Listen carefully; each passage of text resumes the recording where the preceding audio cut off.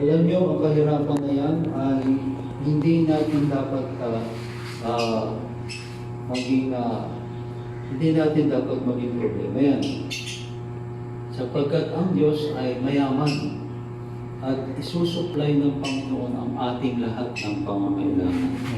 But unfortunately, because of the hardness at tigasan ang tao, ayaw niyang sumunod sa Diyos, ayaw niyang pakinggan ang Diyos, ayaw niyang basahin ang salita ng Diyos, ayaw niyang sambahin ang Panginoon Diyos. Sabi po ng Bible, sorrow shall be multiplied to them that hasten after another God. Just imagine, ang dilim ng langit, ulan ng ulan, pagtingin mo sa palabigasan mo, ay, walang laman, no? Tapos kinapa mo yung bulsa mo, ay, walang pera, no? Pagkatapos sasabihin ng anak mo, nanay, tatay, nagugutom ko ako, penging tinapay, no? Sa abuhin ng nanay, kung wala, imbis tinapay ang binigay, sinturon, hinataw yung anak, no? Hindi kaya, hangir, Manahimik ka. naubos yung hangir na Manahimik ka. kakahataw. Ubos, basag lahat, kakahataw kayo sinig. Ay, Nanay ko po ganyan dati. Kasi walang ano. yung malalaki na yung anak ko, hindi na kailangan hatawin, hindi na nauubos yung hangir. Dati nauubos. Sa amin po, walis ting-ting eh. So, purihin ng Panginoon dahil hindi natin kailangan gawin yung mga bagay na yun. Pagbuklat natin sa bigasan natin, uy, amen, may laman. Di ba? Bibili tayo ng ulam, uy, amen, may pera. Di ba? O, ano pa? Kumakatok, uy, amen, si Brother Do, may dalang saging. It is all God's provision, alam niyo ba? Ang Diyos ay napaka-buti sa atin. So, pagka nakita ng tao na ang Panginoon ay nagpapala, siguro naman may depression na siya pagka lumayo pa rin sa Panginoon. Di ba? So, tayo mga nakakilala na sa Panginoon, wala tayong malis dyan. Diyan na tayo. And guess what? Let us be faithful and let us serve the Lord hanggang tayo ay ma-maximize ng Panginoon, makuha niya ang lahat ng kalwalatian sa buhay natin, at dalhin na tayo sa kanyang kaharian. Diba? That's the plan of the Lord. Nung ginawa niya si Adam at si Eve, do you know the plan of God is like that? Ang tao ay buhayin niya, palakasin niya, pasaganahin niya, no? Bigyan niya ng mga abundant supply niya, no? At maglingkod sa kanya. Hindi nangyari yun. Iba ang pangyayari. Today, bagamat ang taong matatalino ay rebelde sa Diyos. And yung ating dulong, lagi natin kino-confess ang Panginoon ng mga pangyarihan, darating ang time, mananagot tayo sa ating mga pinaggagawa at pinagsasabi. No? There is joy in the Lord. Bakit? Una, sapagkat ikaw ay pinatawad sa iyong kasalanan. Yeah. Diba? There is joy in the Lord. Ha? Ang kituwang-tuwa sa Panginoon. Ikaw ba naman patawarin ka sa kasalanan mo eh. Ano ba katapat ng kaparusahan ng kasalanan mo? Kamatayan. Impyerno, kamatayan. Di ba? Ay pinatawag ka. Look at the verse, Psalms 52. Yan ang verse tayo dyan. Ha? Psalms 52, verse 1. Ay, mali. Mali ito. Psalms 15. Ulit tayo ulit. 15, verse 1. Ako, mali na yung verse ko.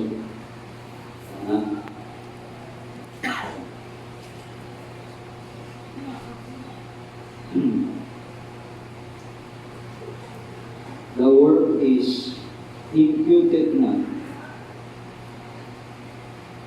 Pag sinabing imputed, unto whom the Lord imputed na iniquity. Sa Tagalog, hindi ibinibilang. Hindi tawag dito, minamasama, hindi pinapansin, hindi pinoproblema, whom the Lord imputed na. Bakit? It is all erased or eradicated. Nawala lahat. Pag tumanggap ka sa Panginoong Yesus, nawala lahat ang iyong mga kasalanan. Saan napunta? Hinugasan ng Banal na. dugo ni Kristo.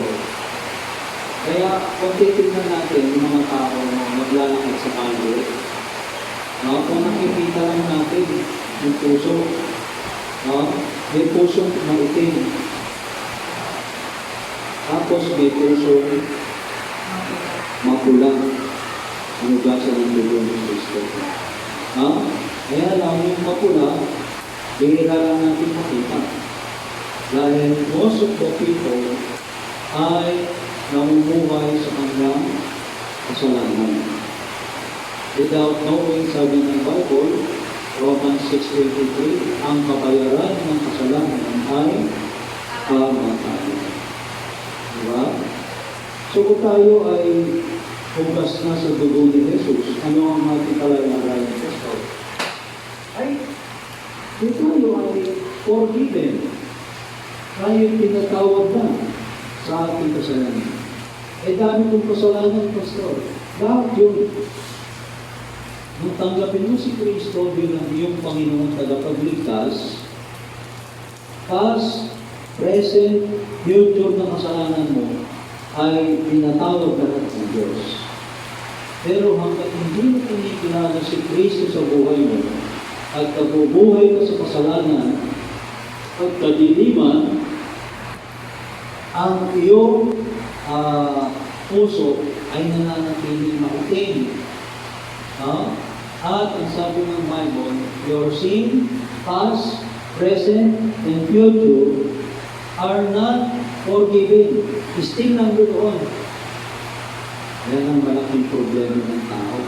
Today, hindi nila pinoproblema yan. Kasi nasa sanglibutan pa sila. But tomorrow, magkaharap mo na ang Diyos, malaking problema na yan. Lalo na ngayon, yung tikli ng buhay ng tao, lalong umikli, sabi nila, dahil sa COVID-19. Pag tinamaan ka ng COVID-19, at dadala ka sa ospital, lalagay ka sa ICU, at bukas makalawa, magiging abo ka na. Their part in the lake which burneth with fire and brimstone. Ito mabigat ito. Mapagsamba sa Diyos-Diyosan, mga kasuklam-suklam, mga hindi nananampalataya. What do you think? People around us are believers. Hindi nga nila pinapansin sa salita ng Diyos o kung naging believers sila. Pero unbelievers sila. They are unbelieving Christian. Charles doon. Hindi po sila mananampalataya. Walang kaduda-duda. Kaya ako tumanggap sa Panginoon because I know sinungaling ako. I know sumasamba ako sa Diyos-Diyosan. I know hindi ako mananampalataya. What are you waiting for? Ano ba hinihintay ninyo? Move out na kayo. Di ba? Sumama na kayo sa Bible study. Makinig na kayo ng salita ng Diyos. At tanggapin mo na si Kristo para makaiwas kayo sa impyernong sinasabi ng Biblia na susunugin ng mga kaluluwa ng mga tao the moment hindi sila nakakilala sa tagapagligtas. Pero ang salitang tagapagligtas hindi ba tayo magkakadoy? Bakit? Saan tayo iniligtas ng Panginoon? Di sa impyerno, sa kapahamakan. Kaya nga may tagapagligtas Useless na yung tagapagligtas kung wala namang kapahamakan. Diba? Kitang-kita natin, sabi sa John 3:16, di ba? Kayo na lamang ang pag-ibig ng Diyos sa sanglibutan sa mga tao na ibinigay niya si Kristo na kanyang anak upang kung sino mang sumampalataya ay huwag mapahamak. O may kapahamakan eh. Di ba? Kundi magkaroon ng buhay na walang hanggan. So ayan, nakita natin mga kapatid, no? Na ang dahilan kung ba't tayo nagre-rejoice, we are, sabi ng Bible, forgiven. Pangalawa, we are child of God. O, pangalawang rason, anak tayo ng Diyos, John 1:12. Diba? Pangatlong rason na wala yung aming Bible, no? Ay tagapagbana tayo ng blessing ng Diyos. 1 Peter 3:9, knowing that you are thereunto to inherit the blessing. Mamanahin natin ang pagpapala. Diba? Basta paano mangyayari yan? Mahirap nga yung mga Kristiyano. Kahit mahirap ka, magmamana ka ng pagpapala. Diba? Ang pagpapala ng Diyos, sabi ng Bible, ay nagpapayaman. At di niya dinadagdag ang kapanglawan. Sa mga unbeliever, it is impossible. Paano mangyayari? But for the believers, mayroong provision ng Diyos. O kaya di niya tayo pababayaan. Bakit bakante itong mga pinto dito? Walang nakatira. No? Very few are able. O konti lang ang may kakayanan na bilhin. Pastor, ba't nandiyan kayo? Ay, okay, Lord. Diba? We inherit the blessing. Sa inyo ba ito, Pastor? Oo. Hulugan ito, 12 years to pay. Pero nagagamit na ng church dahil ang gawain ng Diyos ay kinakailangan na natin sa katuparan upang ang Diyos ay magpala. Maraming blessing ang bibigay ng Panginoon sa atin. Pag hindi tayo nagtigil sa ginagawa natin, tingnan mo, mga tao pagkagising, ang naniisip, kung ano nagagaro sa isip. Na, maghapon, sayang oras. Maghapon, walang nangyayari. Maghapon, walang blessing.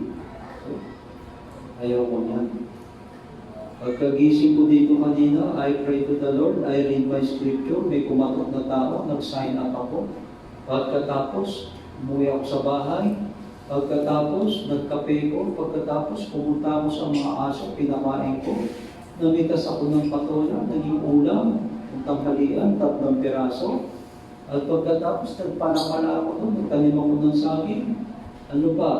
Nagpako ako ng mga bubong, at inayos ko yung kulungan ng ibon para yung mga ibon na yun maibaba natin kung silang manatili rito.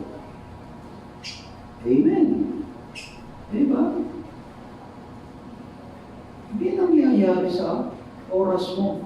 Hindi nangyayari sa araw mo. That's a blessing. Kailan matatapos ang trabaho kung wala tayong hindi natin tinitingnan? Kailan matatapos ang ating mga pagawain kung hindi gagawin?